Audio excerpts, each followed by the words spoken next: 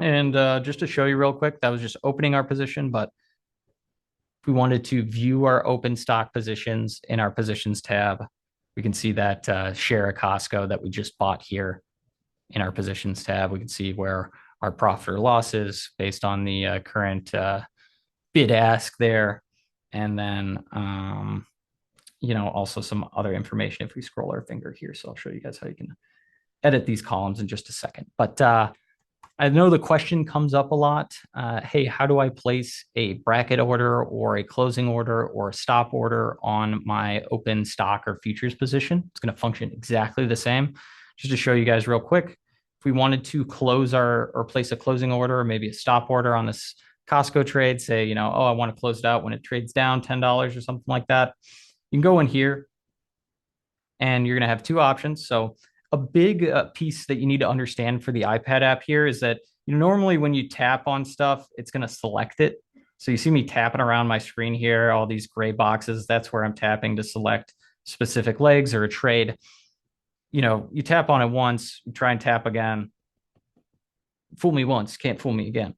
But if you click on your position and then tap on it and hold, that's going to pull up this quick action menu here. So when we're looking to close our options position or our option spread here at the top, when we tap and hold, we're going to see all these different options for managing our position or our order. So remember that if you ever get stuck, just hold that darn finger on the screen and something's going to happen. So tap and hold, and then we see our quick action menu right here. So we have our stock position. We could place a classic closing order just by clicking on close position. Maybe if we want to do a stop order by itself or a limit order for taking a profit. But then we also have our bracket order function here just to show that off. Clicking on or tapping on bracket. This is where we can place an OCO or one cancels another order for setting a take profit and stop loss order that work at the same exact time.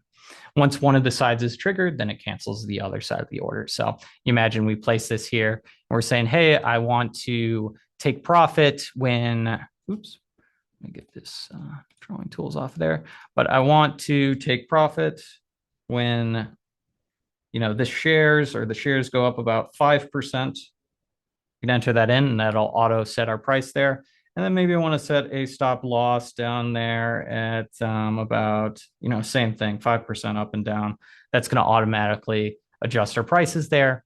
And then, maybe we want to do stop market here or stop limit as well. In this case, we'll just do a stop market. And then we can go review and send, check out our order, start working the next market session. We can send it off. And now we have that bracket order there, and we can actually see it in our positions tab, our working bracket order. And similar to if we were to go to close a position or manage our positions, if you wanted to edit or cancel your working orders, tap and hold on that working order, and you can go cancel. You can go cancel complex, which cancels both sides. Or you can do replace. That's going to bring us back to, well, that's actually just going to replace this single leg here. But you can also go to replace, and that will allow you to edit the price for that specific leg. Now, imagine we're like, hey, I set a take profit, I set a stop loss. I only want the stop loss now.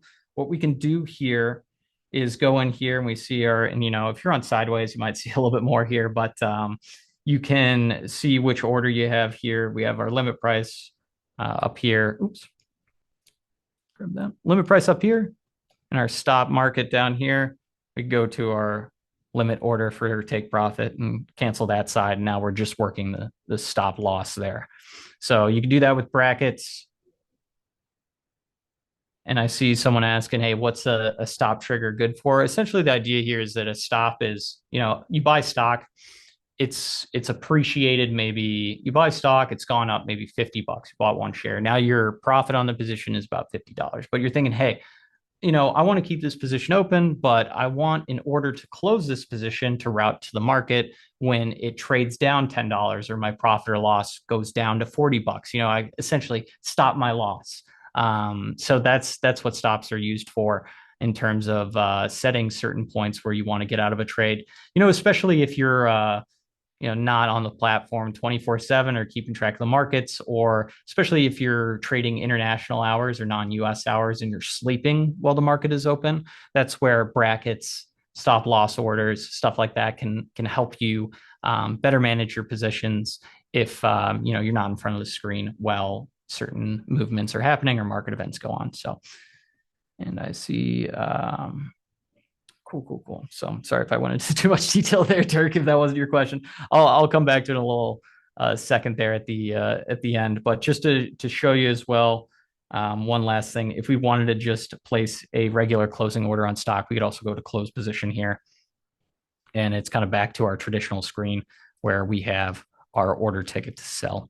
So, and even then, if we want to go down here to order type, we could change that. And we're on extended hours right now, so let me go to GTC. But we could do a stop market. We could also do a stop trigger or stop limit. And that's where you're going to have your different limit trigger and then stop market price as well. So you can set up our different order types when you're sending off your trade. What's really nice too is just to show you guys real quick with the stop market. If we're looking to send this off at maybe like 700 or something like that. Send off this stop market there. Boom, now we're working it.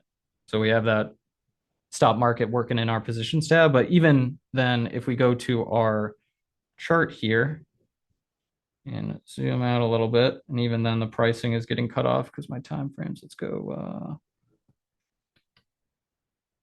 aggregation, let's do 20 minutes over a year. There we go. That'll do us some justice. So now we can actually see that stop order on our chart